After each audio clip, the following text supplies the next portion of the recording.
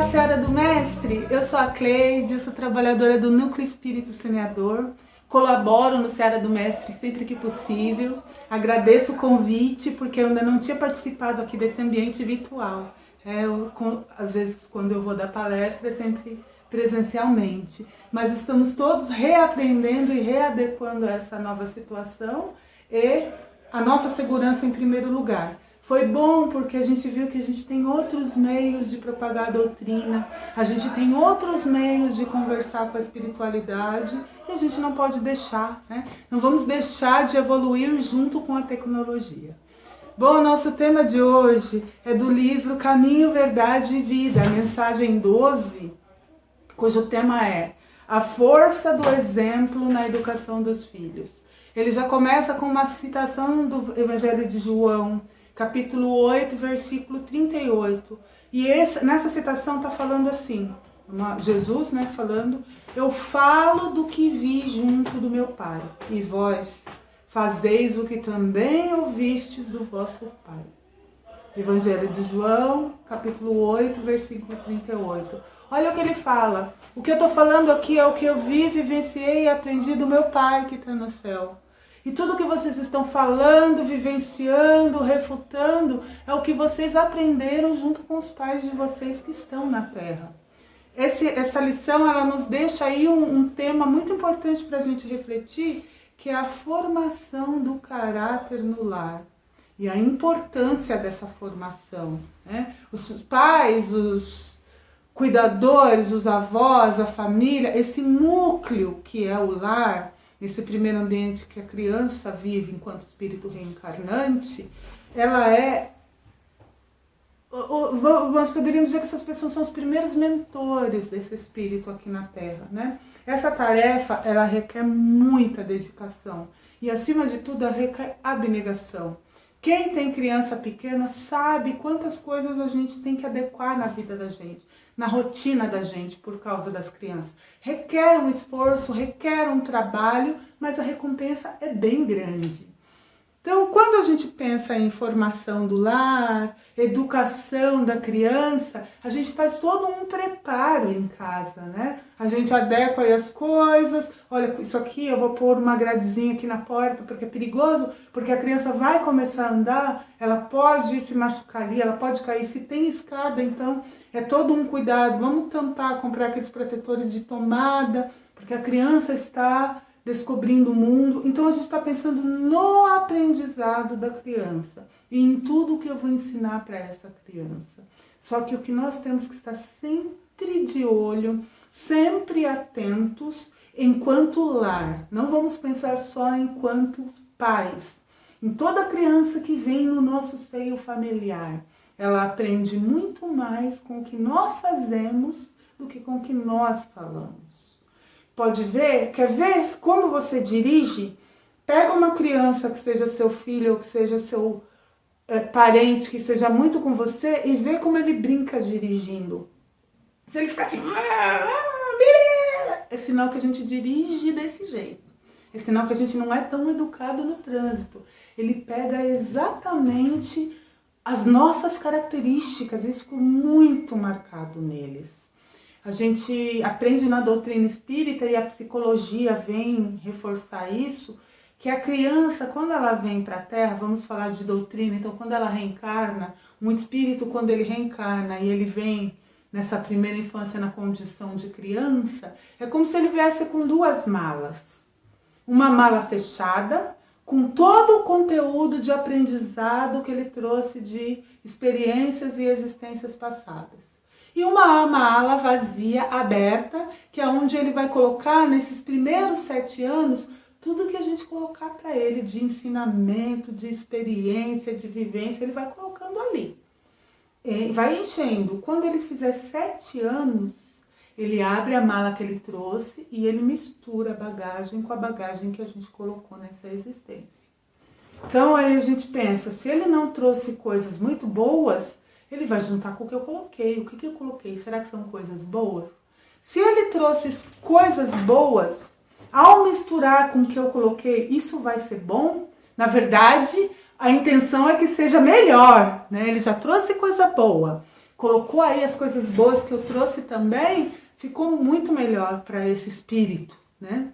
Então, olha só o que eu coloquei. Bom, a gente ainda tem. Qual que é o que nós temos a nosso favor? Nós estamos falando de uma criança de 0 a 7 anos. 7 anos completa o período de encarnação dela e ela vai juntar aí com o que ela trouxe, o que eu coloquei, mas a gente ainda vai poder colocar coisa mais na criança, né? Eu estou falando de lar. Agora vamos falar de doutrina e vamos falar de doutrina espírita. Todos nós, enquanto frequentadores ou trabalhadores de uma casa espírita, a gente tem uma responsabilidade muito grande ante as crianças do nosso seio familiar. Se eu realmente acredito, se eu realmente professo aquela doutrina, aquilo é bom para mim. Porque por algum motivo não seria bom para a criança que chegou no meu lar? Porque por algum motivo aquilo não seria bom para o meu filho que eu trouxe ao mundo, que eu, se eu for olhar em algum momento que a gente voltar para a espiritualidade, todo aquele processo reencarnatório, toda aquela responsabilidade que nós temos um com o outro, e eu falei, olha, pode vir aí agora na condição de filho que eu me responsabilizo por ele, dou uma força, ele também vai me ajudar, e eu não vou levá-lo para a casa espírita. Tem uma passagem do nosso amigo Divaldo Franco que ele diz o seguinte: os pais que frequentam a casa espírita e que não levam o filho para a evangelização infantil, é como se ele saboreasse o manjar dos deuses e desse de comer aos filhos um angu de caroço. Às vezes eu já vi pais falando, mas eu não vou mexer no livre-arbítrio do meu filho. Eu vou deixar ele criar uma certa idade, ter discernimento, daí ele decide se ele vai querer frequentar a casa espírita. Eu faço isso com a educação, instrução, a escola, muito pelo contrário. O que a gente faz? A gente faz toda uma programação, porque assim, em matéria de educação, eu dou o que eu tenho, o que eu acho que é bom para o meu filho ou para a criança que está do meu lado. Em matéria de instrução, a gente tende a querer dar mais do que a gente teve, melhor do que a gente recebeu. A maioria de nós não estudou numa escola particular. Só que, se possível, pagar uma escola particular, é isso que a gente vai fazer para os nossos filhos. Vai cortar um luxo aqui, um passeio ali, fazer uma economiazinha, porque eu quero pagar pelo menos o ensino fundamental e o ensino médio dessa criança para manter uma instrução boa, para deixar uma boa estrutura para ele entrar numa boa faculdade. Olha como a gente se preocupa com instrução. O quanto a gente se preocupa com educação. Eu ensino tudo, eu ensino comer direitinho, eu ensino as palavrinhas mágicas, sempre falar por favor, sempre falar obrigado, não falar alto com o outro, não brigar com o amiguinho. É muito bom, é imprescindível e é uma obrigação nossa. Só que a gente tem que pensar o seguinte: sempre que eu falo para uma criança fazer uma coisa e o meu comportamento diz outra, ela vai copiar o que o meu comportamento diz, né? Pensa num domingo de manhã, toca a campainha e a criança sai na janela e tem uma pessoa lá e fala, chama seu pai. Daí a gente vê, ai meu Deus, aquele pessoal lá, não. A gente fala pra criança, fala que a mamãe não tá, a mamãe saiu. Daí a criança vai e fala, dispensa os visitantes inoportunos, mas o que ela coloca dentro dela? Às vezes mentir é bom para evitar alguns constrangimentos. A gente fala que mentir é feio, mas se for para se livrar daquelas pessoas inoportunas, é melhor mentir, porque meus pais fazem isso. Minha avó faz isso quando chega alguém lá tocando a campainha. Então olha só o risco. A gente fala que não pode brigar, não pode falar palavrão, não pode perder a paciência, daí a gente no trânsito o pateta no desenho do pateta do desenho, brigando com todo mundo, xingando todo mundo, parecendo um monstro. É isso que a criança vai assimilar, né? A gente fala que não pode ficar falando da vida dos outros, daí em casa o que mais tem é comentário da vida alheia. Então esse exemplo, ele é muito forte. Como que a gente vai querer trazer a criança para a doutrina espírita? Em primeiro lugar, trazendo a doutrina espírita para a criança. Nós temos que fazer o nosso evangelho no lar. E quando nós fazemos o nosso evangelho no lar, a criança sempre tem que estar presente naquele ambiente. desde pequenininha. Deixa o carrinho da criança, mas ela está dormindo. Vamos lembrar que ela é um espírito reencarnante. Vamos trazer esse espírito para a doutrina.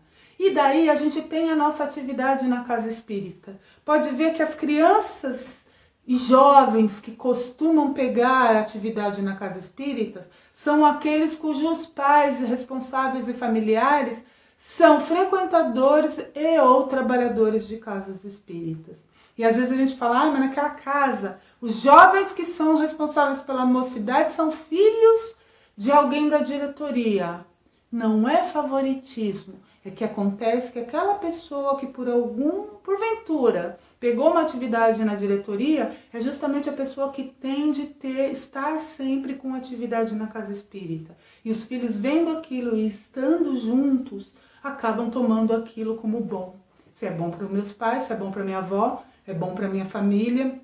Uma coisa muito importante, quanto casa espírita, as crianças, elas têm que vir para cá. E nós temos que favorecer a criança e jovem estar na casa espírita. O que é esse favorecer? Trabalho de educação infantil, evangelização infantil, não vamos nem questionar que é imprescindível. A partir de que idade? A partir do momento que a criança se entende, se dá por conta de si, ele já pode ir para a evangelização infantil. Ele não pode ir para a escolinha, para o berçário pequenininho? Quando a gente diz que eu vou deixar o meu filho crescer e se decidir, eu faço isso para ele. 7 anos é muito jovem para ir para a escola, acorda às 7 horas da manhã no frio. Vou deixar ele crescer um pouquinho mais para que ele decida se ele quer ir para a escola e quer ser alfabetizado. A gente não faz isso. E ainda mais a gente fala, já pensou, meu filho vai ficar defasado em relação às outras crianças da idade dele. Nós já podemos constatar que crianças que têm uma religião na primeira infância, ou uma estrutura organizada, né? Não vamos falar só de religião, uma estrutura organizada de atividades na primeira infância, são crianças que se relacionam melhor com os amigos na época da adolescência. Tem atividade, tem teatrinho, tem musiquinha, tem convívio social. E o que a gente não pode esquecer é que isso requer uma dedicação dos responsáveis. Né? Quem tem filhos já na idade de mocidade sabe, acabou a mocidade, eles querem fazer reunião, eles querem assistir filme, isso dá trabalho, eles fazem barulho, eles vêm, ocupam a nossa sala, eles ocupam a nossa televisão, eles querem fazer festinha, mas vamos acompanhar isso de perto. Vamos ver como é que é o barulho deles, como é que é a diversão deles, que tipo de filme eles assistem. Então é muito importante que a gente esteja muito próximo e é muito importante que a casa espírita esteja muito próxima. A criança, nos seus primeiros anos, ela tem o horário dela de evangelização infantil.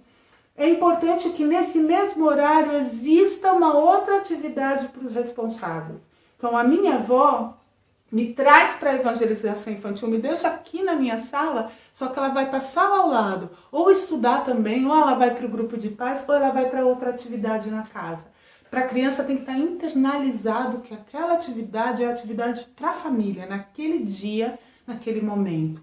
Às vezes acontece da gente deixar a criança na casa espírita e aproveitar, porque geralmente é sábado de manhã, domingo de manhã, então a gente deixa a criança lá, vai à feira, vai ao mercado, vai resolver algumas coisas, levar o carro na oficina. E isso, na cabeça da criança, fala, olha, eu não tinha com quem me deixar. Então foram lá. E às vezes marcam passeios, eu vou passear com o tio na hora da evangelização infantil. Então a gente tem que criar aquilo como... Da mesma forma que não pode faltar na escola para ir passear com o tio, pode faltar na evangelização infantil para passear com o tio. Ele tem que criar aquilo como a minha tarefa na casa espírita. E aquilo vai fazer com que ele se interesse por outras tarefas. Tem um evento hoje na casa, tem uma palestra, eu vou levar meu filho de 6 anos. A criança não vai aguentar mais de 30 minutos alguém falando. Porque quando a gente diz a casa tem que favorecer a criança estar lá, é isso.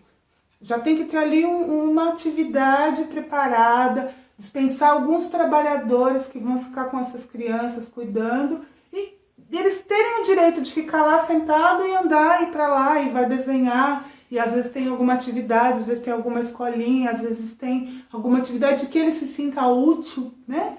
de fazer, vamos cantar, vamos fazer isso em outro ambiente, quando o centro tem um espaço mais amplo que dê para fazer isso. Por quê? Porque todo mundo de casa veio assistir essa palestra porque é importante, eu tenho que estar na casa espírita. E a criança tem que se sentir parte daquela casa espírita, não é que não tinha com quem me deixar. Eu vinha, ainda tenho que ficar sentada e tem sempre um adulto fazendo assim para mim. E é muito chato, porque aqui daí tem um tio que fala bastante, coisas que eu não entendo. Então, vamos pensar nisso, o quanto nós estamos favorecendo a doutrina para as crianças. E o quanto a gente está favorecendo as crianças para a doutrina. Eu estou levando, porque as crianças pequenas de 3, 4 anos geralmente choram nos primeiros dias de evangelização. Então eu vou insistir, eu vou ficar um pouquinho na porta, daí sai um pouquinho, às vezes a brincadeira tá tão interessante que a criança até esquece do pai, o pai volta lá para a atividade dele. E assim, vamos inserir, vamos apresentá-lo e vamos apresentar a doutrina a ele. E vamos manter o nosso exemplo, porque a partir do momento que ele aprende lá na evangelização infantil, que nós temos que amar uns aos outros, se ele chegar num lar onde as pessoas não respeitam, falam alto, né? A gente acabou de ter uma aula de gentileza hoje, chega em casa ninguém é gentil, ele vai ficar confuso e ele vai tomar o exemplo de casa, que é o que ele está acostumado. Eu não preciso ser gentil. Eu não posso mentir, a tia me falou, só que se for para me livrar de um incômodo, eu minto. Eu não posso brigar, só que se alguém me tirar do sério, eu posso brigar. Então vamos pensar nisso. O nosso comportamento, ele reflete na personalidade e no caráter da criança que está ao nosso redor. E quando eu digo criança que está ao nosso redor, é só para lembrar que a responsabilidade é de todos nós. Não é só dos pais. A responsabilidade é de toda a família, de todo mundo que está ao redor. Às vezes eu não tive a oportunidade de trazer uma criança ao mundo, de promover a vinda dela. Só que eu tenho alguém ao meu redor, na minha família, que eu tenho tanta afinidade, que eu digo, esse era para ter vindo, era para ser meu. Ele é meu. É meu sobrinho, é meu primo, e eu tenho muita afinidade, e eu sei que é um espírito afim, e nós já tivemos outras experiências juntos. Então olha o tamanho da responsabilidade do exemplo que eu tenho ali, para nutrir aquele espírito nessa primeira existência. Até os 7 anos a gente já falou que ele vai misturar as duas malinhas. Dos 7 aos 14, ele está se dando conta do para que ele veio. Quando ele chega na adolescência, ele já é um espírito que sabe o porquê que ele reencarnou. Vamos acompanhar mais um pouquinho na adolescência, porque tem várias coisas acontecendo, várias coisas mudando, mudança no corpo, mudança de pensamento, as responsabilidades começam. Ele vai prestar um vestibular para decidir o que ele quer ser. Às vezes ele vai mudar de ideia depois, mas né? Pensou, você chega com 16, 17 anos e decidir o que você quer ser. E às vezes o que ele quer ser é porque alguém falou para ele, mas é muito comum, enquanto ele tem os seus 6, 7 anos, ele quer ser o que o pai dele é. Quando ele brinca de trabalhar, ele brinca de trabalhar do jeito que o pai dele trabalha, do jeito que a mãe dele trabalha, do jeito que o tio dele trabalha. Quando ele quer se vestir, ele quer se vestir igual aos adultos que ele admira se vestem. Então, vamos pensar que as crianças, os jovens que estão no nosso núcleo, no nosso seio familiar, no nosso lar, estão aprendendo com o nosso exemplo. Que tipo de exemplo nós estamos sendo para eles? Que tipo de exemplo nós estamos dando para eles? Não sei? Não era o exemplo que eu queria? O momento de mudar é agora. Agora uma palavra que está muito em moda é reconstrução. Então nós estamos nos reconstruindo. Eu vou me desconstruir e me reconstruir. Só que essa criança e esse jovem, eles estão com a oportunidade de se construir certo. Para não precisar chegar na minha idade e se desconstruir. Então, vou me desconstruir logo para construir um caráter bom, para ajudar que esse espírito tenha uma personalidade boa. E, gente, nós temos a doutrina espírita a nosso favor. Nós temos o evangelho a nosso favor. É muita coisa boa. A gente até brinca, né? Vamos vender o produto, que o produto é bom. Né? Vamos vender o evangelho dentro de casa. Eu não preciso ir lá pregar, eu não preciso ir lá falar para outros jovens que estão na rua. Às vezes eu fico preocupada com aquelas crianças que estão na rua. A minha responsabilidade primeira é com esses que estão aqui do meu lado. É com esses que estão no meu seio familiar e com esses que vieram no meu laço consanguíneo. Daí, vamos fazer primeiro aqui. Daí a gente vai abrindo o leque e vai ajudando os outros. Mas eu, enquanto trabalhadora da casa espírita, vamos pensar nisso. Quantas crianças estão entrando? Quantos jovens estão entrando? E quantos estão ficando? A responsabilidade é minha também. Se eles não estão ficando, é porque nós adultos não estamos deixando aquele ambiente favorável para eles, interessante para eles. E olha que nós estamos falando de evangelho, que é super interessante. Nós estamos falando de doutrina espírita, que é super reveladora. Nós estamos falando do conhecimento da verdade, que é aquele que liberta. Vamos dar o exemplo, vamos ser pessoas espelho para nossas crianças. E vamos no futuro nos orgulhar disso e falar, pelo menos a minha parte eu fiz. O evangelho eu deixei. Agora é com eles. Então, até logo a todos. Espero nos vermos pessoalmente em breve. Que a paz de Jesus nos abençoe.